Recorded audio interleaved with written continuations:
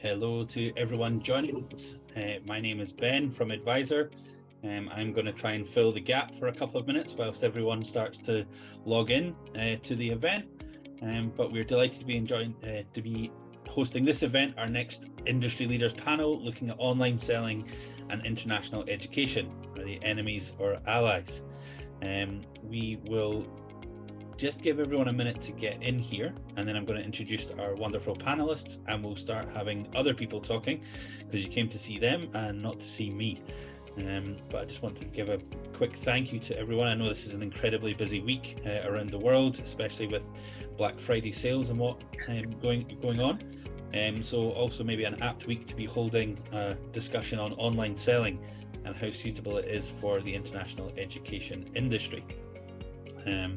I'm also delighted to let you know that today's panel is actually sponsored today by EdCommerce. EdCommerce is a new platform and feature that we're launching, which is the most accessible tool to create an e-commerce style website for your international education business. It comes with block simplicity, automatic data input, a stress-free installation process, and even a live chat to communicate directly with your students. This is going to be a topic that we kind of come on to, a point of sale purchase. Obviously, this leads on nicely from our last industry leaders panel, which was focused on dynamic pricing. And what we want to look at now is looking forward towards online selling and how that actually works for everyone as well. Okay, we are at the 2-minute mark, which is where I start to give my introductions now. So I'm delighted to say we're joined by Martin, who's the VP of Business Development at ICEF. We have Felipe Garces joining us, who's the manager and owner of Expedia in Colombia. We have Elizabeth Drake, who joins us, who's the VP of Global Marketing at Amerigo Education. We have Alexandre Argenta, who's joining us. He is the CEO of TravelMate Intercambio as well. And we also have Chris Medorata, who's joining us from ILSC as well. So a big thank you to you all for joining us today as well. Okay, the first thing I kind of want to kick off of from that point of view is looking at our sort of first topic for discussion, which is looking at, international education following similar trends that have changed within the travel industry. Do we see this happening in international education? We see obviously over travel, there's been a huge emergence of the do-it-yourself technologies with the travel industry. Do we think this is going to be the case, that we're following the same trends in the international education industry? And would it be fair to say that we're seeing a shift happening in here as well? I'll maybe pass over to Felipe for his thoughts first of all. Well, thank you, Ben. Thank you for having me. I think yes and no. There are some areas that are quite similar. And if we look at the development of the travel industry, we have now big companies that are reselling to small companies. And then we have systems in place where they can check and it gets globalized, it gets a lot of technology. But I don't think the industries are going the same path, in the total same path, because in the travel industry, for example, the pricing are different. So if we check why the students are using or doing things themselves, is because they find it cheaper. While in the education industry with agencies usually do not charge anything for their services. Therefore, the product or the price is going to be the same as they can get it online. And if you can get the same price by someone that help you with the doubts and is there to add value, why would you choose it to do it direct? Travel agency usually have something which is administrative payment, which is the TA, which is a fee that is paid to them that is added to the value of the ticket, and we don't have that. So in some areas, like the development of technology, we are quite similar in some of them, but in another ones, we are not. I think, if I may, I was quite triggered, Ben, by the title of this webinar: Online Selling and International Education, Enemies or Allies, right? So I think it's rather suggestive, the word enemies, would imply that online selling may represent some sort of threats to international education. And I couldn't, and I'm sure you are with me here, I couldn't disagree more. I would definitely opt for allies rather than enemies, because first of all, it's really important, I think, to remind ourselves that this is a sales process, right? An entire process that is divided in different stages that goes from awareness to exploration, intent, decision making, and if all goes well, to the purchasing stage. And in our industry, it's very similar. It's our recruitment funnel, right? So from awareness, you go all the way down to the hopefully the enrollment. So I would say, and I agree with Philippe here, that various really sophisticated solutions exist for almost every stage.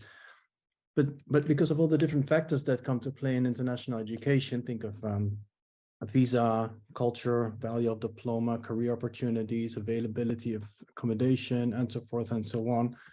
It's because of that human interaction, professional advice and support are really very important in the decision-making stage, right? These are truly a once-in-a-lifetime decision that these students are making. This is not about a weekend trip or a summer holiday, right? It's about much more. So naturally, I'd say most people will want to still talk to a specialist. Same for when you buy a car or a house. You search online, you explore online, you compare online, you get your first impressions online, but you don't buy your house online. Well, I don't. You don't buy your future online, I would say. So yes, similar processes in different stages of the sales process, but it's very different in the specifically in the decision-making phase, I'd say. Yeah, and if I can chime in, I mean, echoing on sort of what you're saying, I mean, that was Ben and I had a chat the other day, saying something similar. You know, for our organization in the space that I've typically worked in the last several years is secondary. And you know, when we're talking about a high touch sale, secondary, I mean, you can't get much more high touch than that. So, you know, the things that you're contrasting and comparing are exactly like you just said, like, how do you compare a weekend trip that you're purchasing, you know, through some travel consolidator, you know, to upwards of, you know, it can be for our students coming from Asia. I mean, they're looking at, you know, buying a residential program for upwards of $70,000, you know, and that decision is something that they're doing for multiple years as well. So, you know, there's no instance that I can foresee where a student would be going online and pressing click, you know, to purchase that without a decent amount of, you know, research and, you know, and so forth. And I think the other thing too is also just evaluating, depending on which level of education you're talking about, who is the decision maker, you know, so you have different people who would be making the, you know, you're suggesting making the purchase. But I mean, obviously the student is, you know, the person who's coming on the program, but in the case of my business, it's the parent who's the decision maker. So, you know, in that you have a disconnect as well as to like who's doing the research, who's making the purchase. So, you know, I think that gets a little bit tricky in our space, but Martin, to your point, I mean, I think there are several, that's how I see it as well, like several phases of the sales process, and bringing technology into those phases, I think is, you know, something that we need to be, well, we're all paying attention to that, but that's, I think, where this is relevant. I think that's right. I agree. The more complicated the buying decision and the more checks and balances the students need to make and the buying committee needs to make before they make the decision to go to a different country, join higher ed, whether that's a pathway program. Anybody who's tried to plan their own vacation has had, I'm sure, some disagreements or some hair-pulling experience as you try and get everything lined up. And I think the value that the agent brings in organizing that and supporting the buying committee, including the student prior to arrival while they're here and then on return, is a valuable part of the experience. If I could add something to everything, you know, you guys just said, of course, international education consultancy is something a lot more complex and more complete service than just leisure or tourism consultancy. So I really agree with everybody that we're not really leading to the same way things have happened in the tourism, you know, in the leisure market itself. But at the same time, of course, I see this as an ally for our international education market, anything of online selling or technology, but maybe we should look more and understand the kinds of tools that IT can bring to us as international education providers or agents or whatever to help us selling maybe more and maybe even bringing more information to everybody. So that's maybe the focus on what we have to see, not fight if this is good or bad for anyone. When I think that trying to conclude here, maybe also open some other kind of discussion that's always on the table when we discuss about online selling in our market. When we bring the word enemy to the table, I would say that this is more towards the relationship between agents and providers, schools, universities, and stuff. So that's where maybe some people are going to see online selling as an enemy, because if this relationship is not really well balanced, when we look in IT technology or online selling in internet education, this may bring some kind of discussion and disagreement. So overall speaking, of course, this is an ally, but if we don't balance the relationship of schools and agents, this may cause some bad results at a certain point. So that's my overall view about the whole thing. It's an interesting point, Alexander, and I think it leads us actually on to our second point, which was looking at how does a rise in educators selling online impact agency relationships? And I suppose actually that's a two-way question as well. If, for example, agencies are increasing their ability to sell online and the way that they work with their customers as well, how does that have a reverse impact, obviously, from that point of view on the schools as well? So I'm quite interested to hear your thoughts kind of on what you think kind of the future of those agency school relationships. You mentioned balance there, Alexandra. I'd love to know for kind of all your different perspectives, what is that balance from that point of view? I know certainly as a former educator myself, we always wanted to have a mix of some direct business, some agency business as well coming through. Obviously, the majority was agency business. But how do you sort of, that can sometimes be a tightrope as well for people to try and stay on, or and I may be accused of sitting on the fence here as well, saying you want a little bit of both or a mix of both. But how do you all feel in terms of how these technologies will affect agency and school relationships moving forward, and how they can maybe improve them or not, as the case may be, which is where, as you say, that maybe slightly pejorative title comes in to try and get people engaged. So I'm interested to hear from that point of view. Maybe Elizabeth, you could start us off. How do you think this is maybe going to change the school agent dynamic? Is your question like specifically about like just the idea of technology and online selling in general between this? Yeah. I mean, I think obviously for us as a provider, there's two things that are popping into my mind. I mean, I think the first thing is obviously we value financially, it's great when we can get a direct sale and we can have people come to us. I mean, that's wonderful. But the reality of the situation is that we know that, our agents, our business partners, they qualify our students. So so we get better candidates, we get a better feeling and culture, in our schools when we have students who have been counseled to understand what the expectations are of the school and what, they should be expecting from their experience. So I think that's, so I think, again, I'm trying to emphasize the value on the counseling service. One of the other things that's popping into my mind though, is that I think that, there's like lower hanging fruit for online selling. So for example, one of the things that, we do is when we have our students in our pipeline, if we recognize that student maybe isn't going to come for our more expensive program that's for multiple years, we have other things that we might sell them for a cheaper value online. Obviously we're pitching the more expensive opportunity and things like that. And then the other thing is that when a student is actually studying with us, we may do some like on selling. So for example, oh, you're in this program, but would you like to buy this package of services to do this over summer break, or to do this to enhance your university guidance or what have you?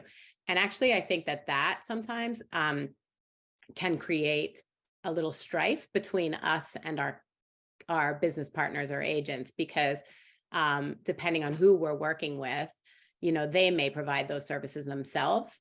So I think that's where it goes both ways. Like, I think that we can be stepping on business partners' toes if they see themselves as like a specialist in offering summer tour services or, you know, education guidance. And so I think I'm sort of bouncing around your question, but I think that there's a few different areas where I think that it's quite frankly like sensitive, you know. So I opened up like 2 channels there. Sorry.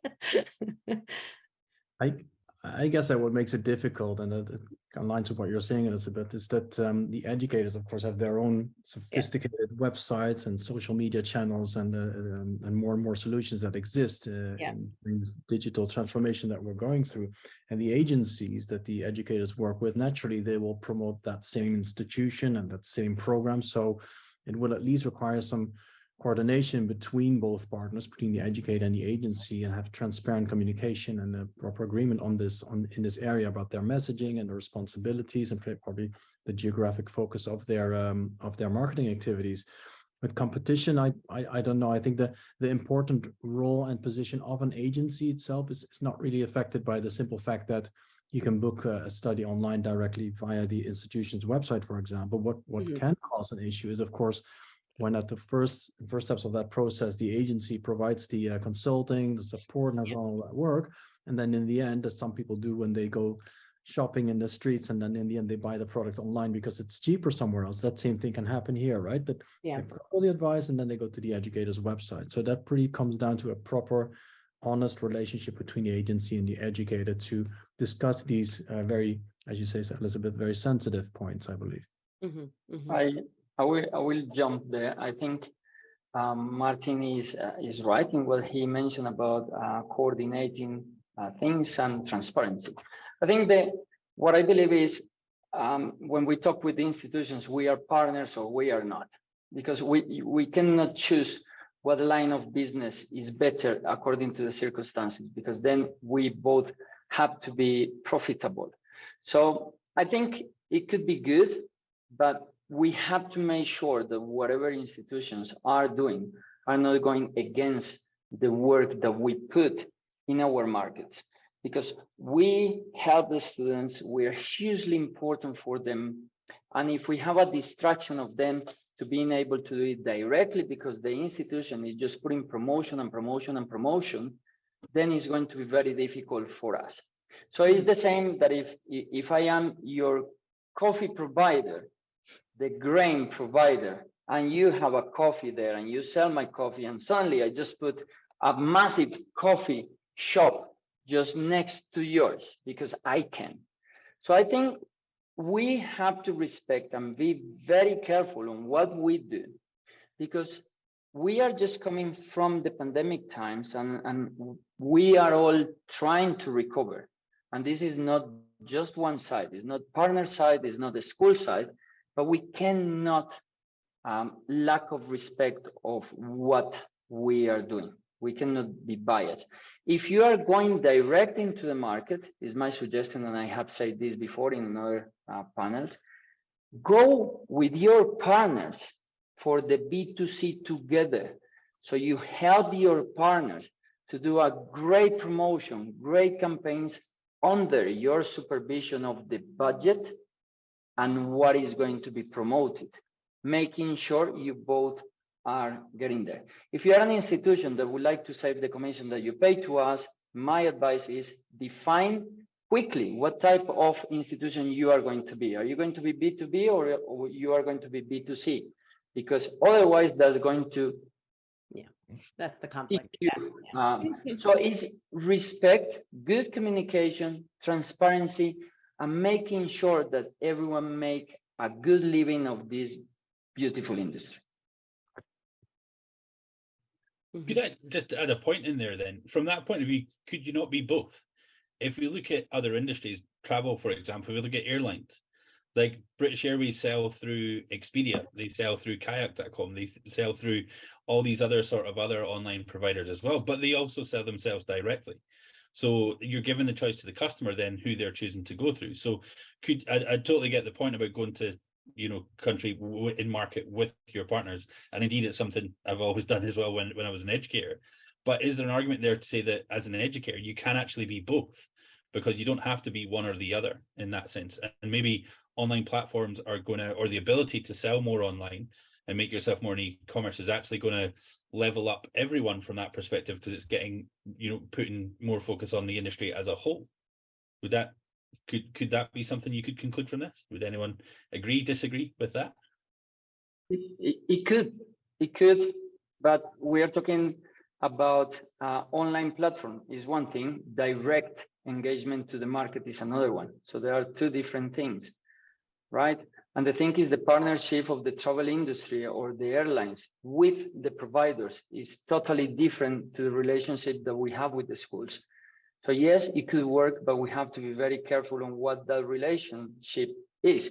We tend very bluntly to compare our industry that is based on relationships and on other things between partners with some other industries.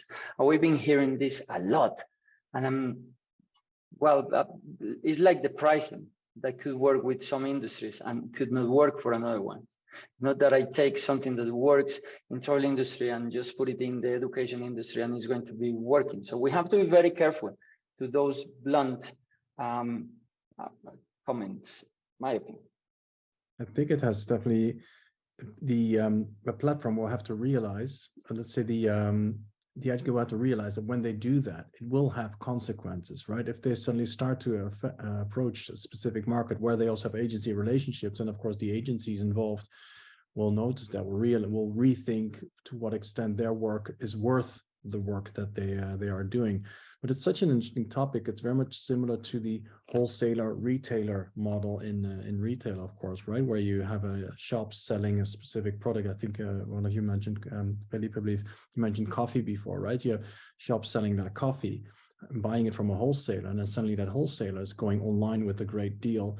Then they may have a quick win on selling lots of coffee through that deal or that promotion, but they'll lose the credibility and the partnership with their retailers, who are so important as their network of distribution across different regions and markets that these retailers, in this case then the agencies in our case, know so well. So it's a slippery ice, and I guess also in the travel industry is very much bulk sales that they do through these the Expedias of this world, which is probably, bulk sales is not really a word that we should use a lot in our industry, but yeah, it remains an interesting topic. I could just add something. You know, I ended up raising the talk here with the balance and everything. We all really outspoke the whole thing already. But I would just like to add an extra point of attention to both sides, or not to all sides involved, which is regarding local laws and regulations in each country. So especially, you know, international education, when you do direct sale, let's say, which is kind of the topic here or not, in a certain country, you know, at the other side of the world, you know, this institution may not be ready or dominate the whole complexity, you know, of how local laws are organized, or how you fight, you know, when some kind of issue raised on that. So, and supposedly, you know, the agents are the ones who dominate their country, dominate the rules, the whole process and everything. So, you know, local regulations may become a big issue if this balance doesn't really happen, you know, which is something that can be very tricky in some kind of online selling for any kind of market. So, and especially in international education, when we deal with so many, you know, variations and details in each program, and, you know, we're dealing with life-changing experiences, as Martin said before, you know, for these families. So there's a lot of emotion on that and everything. So, you know, yeah, especially, you know, I would say in Latin America, you know, this balance with the agents is still so important. And, you know, and then you know, discussions with local laws and stuff may rise all the time. So this is also a very interesting topic to make sure that we work together, you know, not to become like a bigger issue for anybody involved. So just something else.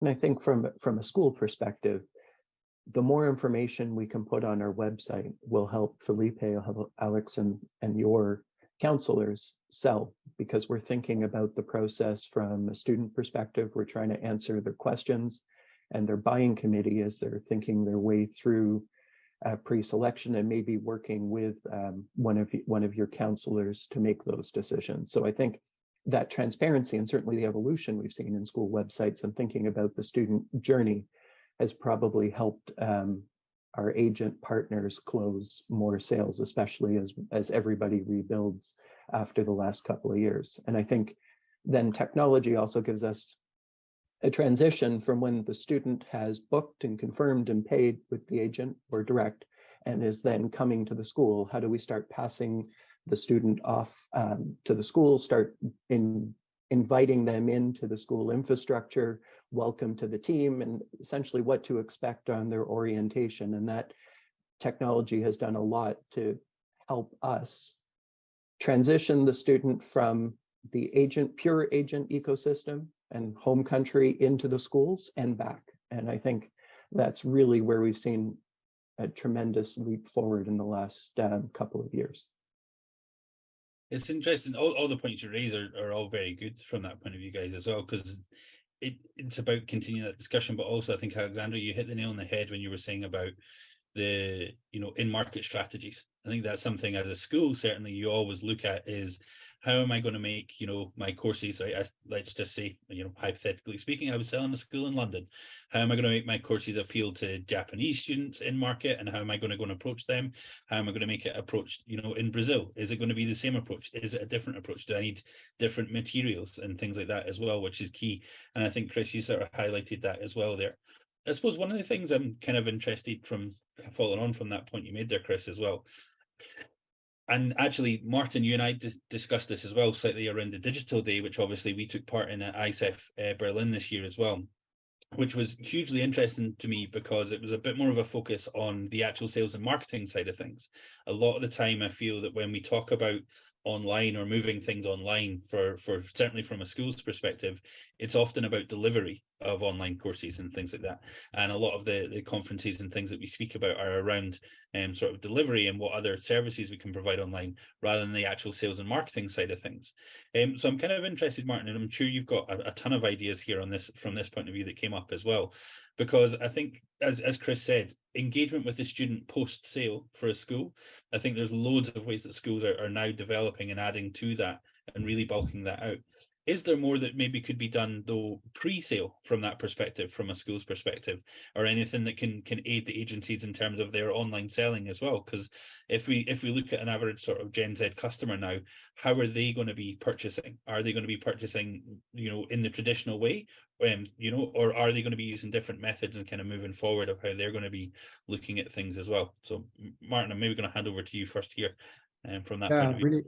Really good question. You mentioned Gen Z specifically, and that was indeed one of the sessions focusing on this generation. How are they different? And we noticed the rise of various apps and solutions, digital tools and solutions, where there's a lot of that allows for interaction between different prospective students, for example, when they're coming from the same country or when they have a similar hobby, or there's some tools for them to connect before they even enroll at an institution. So they're trying to build up a network of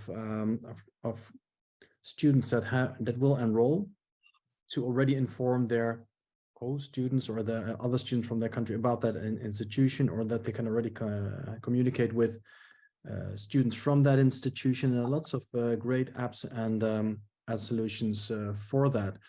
But if I can just bridge it briefly to another observation we had at Digital Day that we had in Berlin, is overall there is this it's like sometimes fear of all these digital tools and solutions, as you mentioned. They're kind of replacing a lot of the important work that the agencies are doing, or there's disruption in the market. And I feel that it's really important for everyone involved in our industry is to embrace the fact that this industry is changing, right? There's digital transformation that we're going through, and there's two things that you can do. One is to simply close your eyes and ignore it and just focus on what you're doing today, or the other one is just to accept that change is happening. I mean, there's always been change, and there always will be, and not just accept it, at least stay up to date. I think it's important to attend webinars like this one, or come to the ISF events that have digital topics, to understand what is happening and to learn how does this affect you as a professional. Because then, by knowing what's going on, you can respond to it, right? You can not just respond to a threat, but actually embrace the new opportunities that exist. And that brings me back to your question. There are lots of new tools and opportunities that are directly focused at the Gen Z.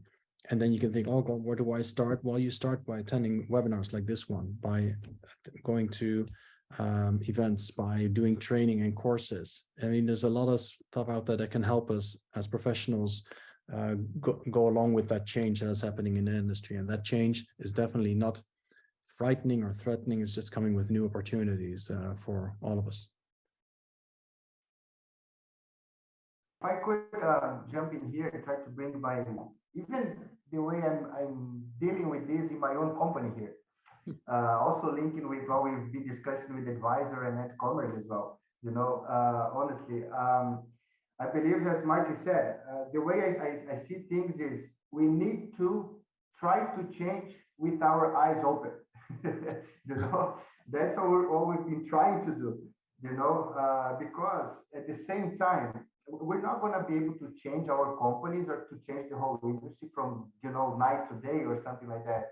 You know, it's going to take a while. It's going to take maybe a few years or something. So we need to start trying to recycle, trying to do new things the way this, let's say, Generation Z is looking at things nowadays. But, you know, we also still have a lot of our clientele from millennials, you know, but at the same time as we have potential clients as Generation Z and millennials, we have behind these people, we have the decision making, you know, people who are helping them paying for a lot of these investments, who are Generation X or even baby boomers on the table. You know what I mean? So, you know, we've been trying to, you know, keep the way we're doing, but always trying to launch these small new projects in the company, trying to get ready for these new ideas, this new way of seeing the world nowadays. So, for example, we've built during this past year our own e-commerce here, but we still keep our physical offices. We still keep reopening the physical offices that we closed during the pandemic. At the same time, we have our digital sales team nowadays, but we also try to put together a 100% e-commerce for international education, where people would be able to buy the whole program without any human interaction. You know, the robot is really well organized, really well built. Also, you know, in partnership with Edvisor and Edcommerce here, Ben knows a little bit about our project. But at the same time, we're still suffering because for us to close every single deal, at a certain point, we still need some human interface there to close the deal. So, you know, that's how I see it, in my opinion. We just need to get ready, not close our eyes, but try to step by step make this new happen. But it's going to take a while, I believe. So that's how I'm taking things at this point. I actually agree. I actually agree with what you say, Alexander.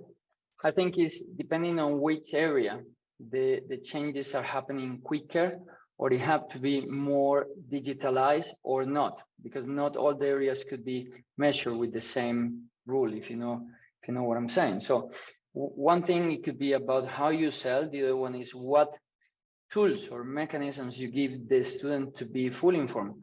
We all want exactly the same for all of our students, and is for them to be informed, to make the good decisions, the best decisions that they could make.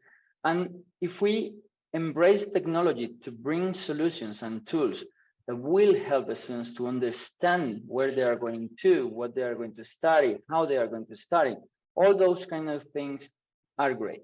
I agree with Martin. I think technology is here to stay. Some of us have technology and are fan of technology. I am a fan of technology, and I have it every day in my company. And I would love to see more metaverse and more developments in some other areas that can help us. But one thing is what we can do, and the other one is how we sell it, which are two different things, if you know what I'm saying. I think we have to go and adapt according to what we see in the market and how generations are progressing. We cannot stay like dinosaurs in the past, but we have to be able to make a transition where we help the students without damaging the relationships that we got between institutions and agents at the same time. And I think that's possible to do it. A lot of things can be tried, and a lot of things could be like after the pandemic, hybrid. Because I can do things in both ways. Alexander was mentioning we need a lot of human intervention. And that's what agencies sometimes do, because yes, you have the platform where the student can do exactly the same, but sometimes happen like any other business. What happens if I have a question that a robot doesn't have in the database? What happens if in these generations, I would like to talk to someone? You are talking to a human being, not with a machine. So I think we can evolve, we can bring digital marketing, digital tools to the equation without losing the sense that we are making interactions between human beings. The moment that we completely forget about that and start talking about robots, we have to start thinking about totally different industry in totally different ways. And probably the schools won't be there because everything will be online. So it's a time to be right in the middle with the right tools, helping our customer, your customers, the student. Well, and I agree. I think from a pre-sale perspective or at point of sale, anything the school can do to help an agent close the sale quicker, get the documents to the students quicker, whether that's quick pricing, using Edvisor, or uploading pricing directly to agent software. I think there's a lot of really powerful things we've done over the last number of years to make the pre-sale or moment of sale very much easier for our agent, which benefits both the school and the agent and ultimately the student. So I think there's some really good opportunities there that we can invest in to increase the speed of documents and increase the speed of registration, conversion, which will ultimately help both the school and the agent. Ben, you're probably waiting to get on to the next question, but I'm just going to weigh in here too from a marketing perspective. But one of the things I've been in this industry for a while, but started with Amerigo last year and leading a global marketing team. One of the things I think is also just kind of like echoing off of what Felipe was saying is like kind of I actually see like in the B2B arena, like I think that our industry is like uniquely symbiotic, like for working with the schools. Like we want our business partners and our agents to do well, right? I mean, we want you to succeed because then we're succeeding. And so one of the things I think like that I view as a whole in our industry in general is that I think we've kind of aced it in terms of, providers offering their sales consultants and their salespeople around the world to show up at events and do things like that. And I think, bring in the suite of new brochures and show up and do stuff and hit the ISEF conferences and do all that. Like, I think, that's kind of a check in the box. Like we all know how that works. We've done it. We've all been part of that for a long time. But I think where there's a bit of an area for improvement is I think with the enhancements in technology, whether it's as simple as social media, digital strategy, et cetera, but all of the technology pieces that we're talking about today, one of the things that I've been trying to take on is really sort of like connecting my marketing team. I don't run the global sales team. I run the global marketing team. So we are doing digital marketing. We're promoting, all of those types of things and trying to get that. Like my Amerigo Instagram is only going to get so far because a kid's not going to follow my American Instagram. They're going to follow their travel mate. They're going to look at what's going on again in their local area. That's what they're going to do. So what I'm trying to do is make a connection, not just between our sales team is already connected with you guys, with the BPs and the agents. But what I'm trying to do is actually connect my marketing team to kind of give like an extra level of push there to say like, hey guys, like just speak to us. What content do you need? How can we work on this? And focus a little bit like, I see it as kind of like, the cushion around the sale. It's like we're providing all of this extra stuff. And a part of that are like technology things like Martin, what you were talking about before about like chat functions for students to be able to work with each other once maybe they're in the pipeline, those types of things. So I think that's like, to me, I see like that's where we can really all benefit for the next, couple, like the next sort of phase. I think we all understand, like I said, like what a provider's in-market salesperson is doing. But I think that not just for Amerigo, but for any of the institutions you work with, I think that, you can also leverage probably their marketing team a little bit more. And I think that it's a matter of like making those connections where I think there's an opportunity. I think it's a really interesting point. And I think from an advisor perspective, I'll add a little chime in here. Advisor as a technology is there to aid what you do. It's not supposed to replace anyone. And maybe it's a message to some of the advisor school users. Dare I say it, signing up for an advisor account doesn't automatically mean you're going to get droves of students being sent to you through the platform. It still relies on your relationships. It still relies on, you working together. And I think Martin raised a good point. It was one of the things around Digital Day that kind of crops up a little bit more as well, is, are these things trying to encroach on my territory? And dare I say it, that's why we put enemies in the title of this webinar as well. Maybe to show that it's actually not meant to be an enemy. It's meant to be an ally. It's meant to aid what people do. And as Chris pointed out, get to that point of sale purchase. What essentially everyone wants is students, dare I say it, traveling and buying courses, whether that be English language courses, whether it be pathway programs, high school and boarding school programs, or indeed higher education programs. How do we shorten that time to conversion, and how do we make that as straightforward as possible? And I think that's been certainly a lot of the work we've done with Alexandria at TravelMate and developing the advisor e-commerce as well, is with that in mind, to say, well, how can we make it as straightforward as possible? When you want to make the purchase, we don't want to put any blockers in the way of that. And that's something that I think has been key for me actually over the pandemic period. And I kind of wanted to move into that as well, to the future of selling. I think there's been a big mental shift in how people generally operate online and buy online. And that's for every generation, not just Gen Z. If you want to order a pizza now, how many times do you go to your local pizza shop and actually go in and ask for it and order it? I'm going to guess not that often, because you've got apps like Rappi, you've got DoorDash, you've got Uber Eats, things like that as well, that make these whole things. And I think just surreptitiously and maybe subconsciously, we've all become that bit more used to immediate gratification in that sense of point of sale purchase. And I think that's something that, whilst the industry can develop these bits of technology, they go hand in hand with people working together as well. So we've got officially 2 minutes until we get to the Q&A section here. But actually, I'm just I'd love to go around and just hear your thoughts briefly from everyone on how you see the future of international selling. What do you kind of envisage being our future? Is it, going fully online and the robots, which I don't think is going to be the case from that point of view? Or how do you see that hybrid model working? What do you think will be the sort of big developments in the next year, or maybe coming 5 years from your perspective as well? And we'll maybe start off with Alexandria from that point of view. I may be redundant here on what I mentioned, but the way I see things is really this hybrid way of doing things. And for us who have been in this industry for a long time, trying to get used to this new way of doing things. And the conclusion I have about this whole topic is that either online selling or either IT technology in our market is going to help us making international education more accessible to more people worldwide, which is good for all of us somehow. And at the same time, it's going to help people who do not sell higher education sell higher education.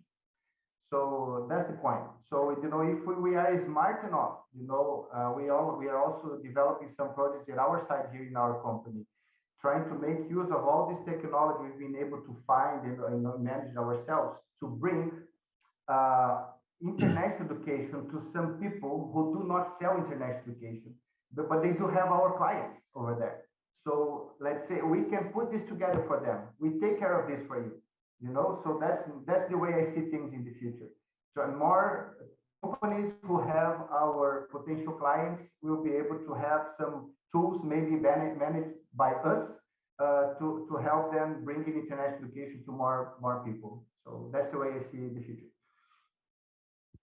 You know what, if I can add to that, what is so beautiful about this digital transformation is actually that because of all these digital tools that create all this efficiency and speed up our admin works and everything, it allows the consultants and the specialists to be just that, right? To focus their time on consulting the end customer, the prospective international student. But it's really interesting, actually, what's happening in parallel, that at first many agencies may have been concerned about the rapid rise of digital tool solutions and platforms, but now actually the opposite is happening as well. We see in the world of online learning providers that they have started to embrace the use of agencies for their online programs, because technically an agency is an education consultant. They know the local market, they know the local students. So if you're an online education provider, whether it's a conventional school or one of the new e-learning companies, and you want to tap into enrolling more students from Iran, Nigeria, Brazil,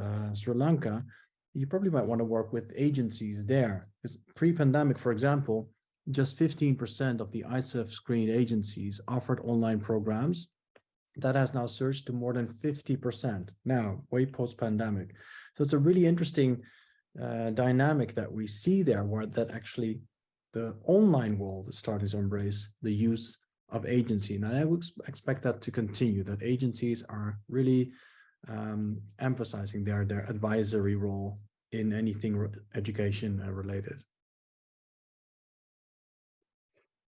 I think we're really excited to continue to look for technology to reduce analog functions, things that slowed a sale down or annoyed a student, an agent, their family as they went through their journey, and give as much self-serve opportunities for all of our partners, students, agents, and anybody as part of the buying decision, that they can get the information they want, when they want it, how they want to get it. So we can really allow our students to focus on the transformative learning and living experience that they've decided that they want to embark in one of our schools. At the end of the day, we want students to have an immersive, wonderful travel and study, travel and work experience.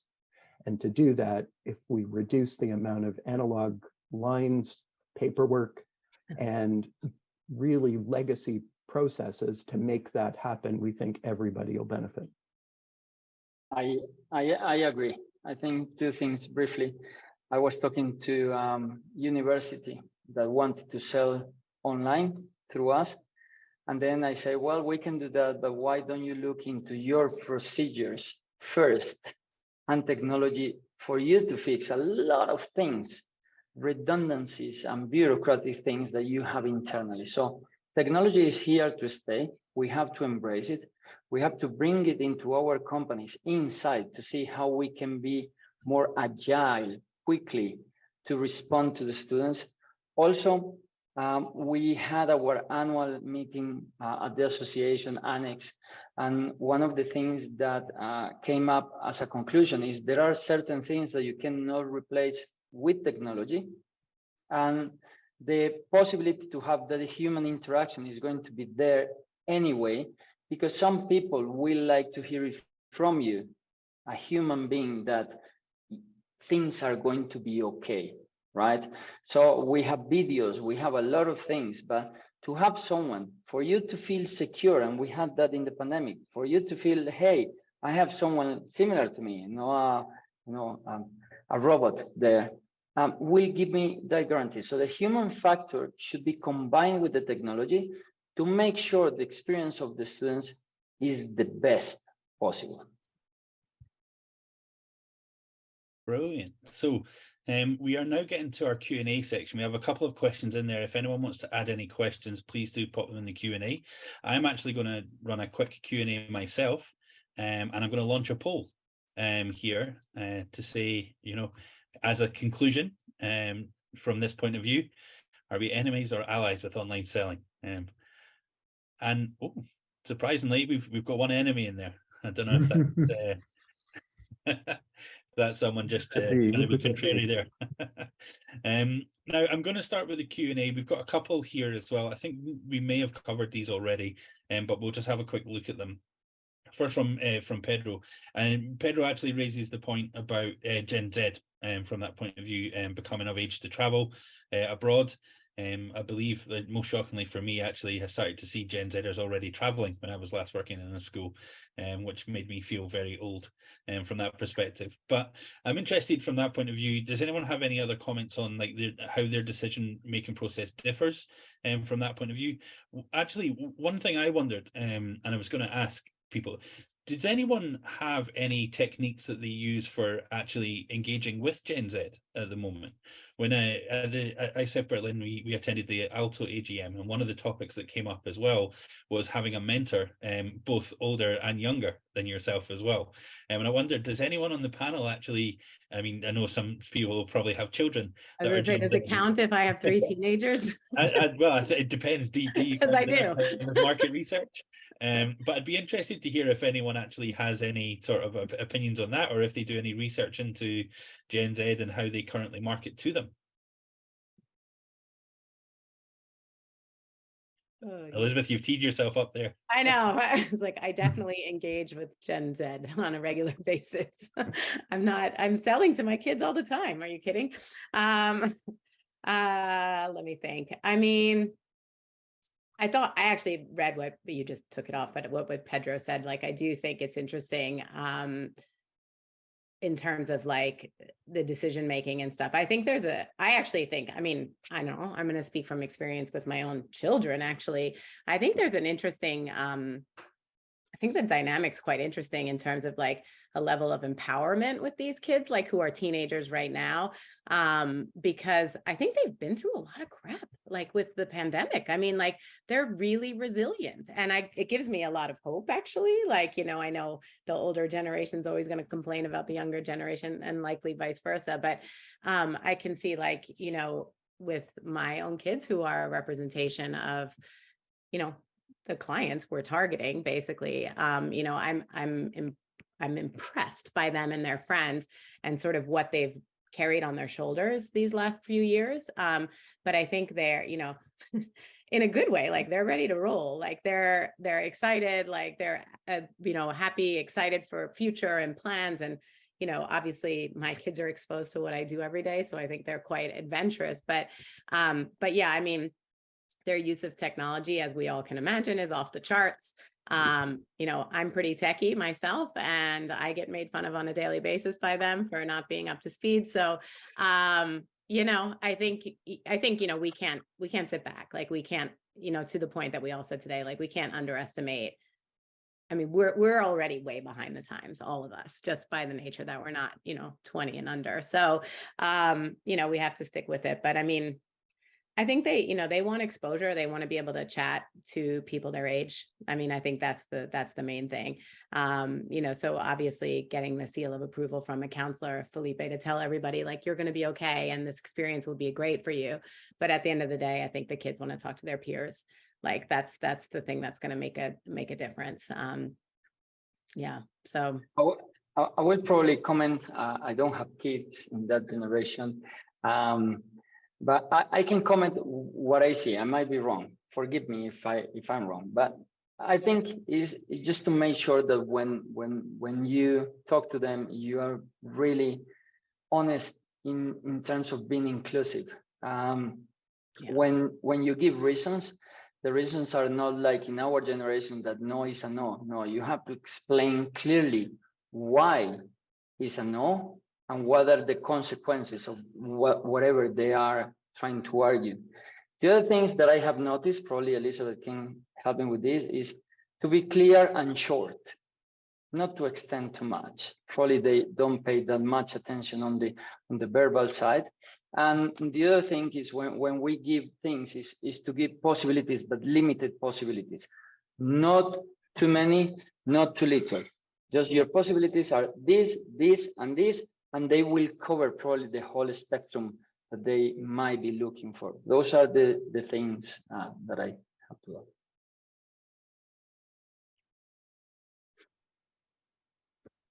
All right, brilliant. So we'll move on to the next question. Now, this is maybe slightly more of a statement, but I'm interested it's an interesting point being raised as well. Students are most of the times veering on online promotion / sales when deciding on studying abroad. My 16-year-old cousin, sister, was very eager to meet with the international university representatives / real people locally in fairs before making a decision. So online selling can at maximum coordinate and bring the right parties to the right place. Is that a statement that you would all generally agree with as well? Of course, yeah. We do. Brilliant. Well, that's a nice, easy answer for us then as well. And then someone has mentioned here in the Q&A, allies, please. And I think I'll just, again, I'll show the poll results again as well. And we had 35 people respond. I'm not sure if that's the biggest test sample case yet enough for statistics, but we had 29 people, 83% saying allies, but still 6% saying enemies as well from that perspective, which is quite interesting. And that there are still obviously a variety of viewpoints out there as well. I think that's something that we have obviously seen at Edvisor through our industry leaders panels. One of the things we've been trying to do is raise these discussions and raise these points. I think it's really important that we have open discussion on different topics like these. Our last one was, of course, dynamic pricing. If those of you who have not seen it want to go back and watch it, you can find it on our blog. But I find that it kind of, we're bringing these conversations up to see not only where we can help push things forward, but I think because these are good discussions to have in an open and sort of lively area as well. From that perspective, I'm actually just going to give a quick thank you to everyone on the panel as well today, and those that have joined us this year on our panels. This is going to be our last panel for 2022, so a fantastic thank you to everyone for joining us for this. Our next panel in January is actually going to be covering some of the topics discussed today as well. One note that I put down here as well, with Felipe made an observation early about bigger companies reselling to smaller companies within the industry. Martin obviously also raised the fact that some people are unsure or unsteady about some technology solutions as well within the industry. We're going to be trying to tackle that a little bit head on in our next one, where we're actually going to look at technology within the industry and looking at what is available. And we're going to have some of our colleagues from different tech platforms joining me for a discussion on what we do and how we are trying to aid what people do. And as we said, not replace anyone as well from that perspective. So I want to say a huge thank you to everyone from that perspective for joining me today. Martin, Felipe, Beth, Chris, and Alexandra, it's been a real pleasure. I wish you all a very happy holiday season and end of the year, and a tremendously successful 2023. Obviously, all with using Edvisor as well. So a huge thank you to everyone. Thanks Thank you. Thank you.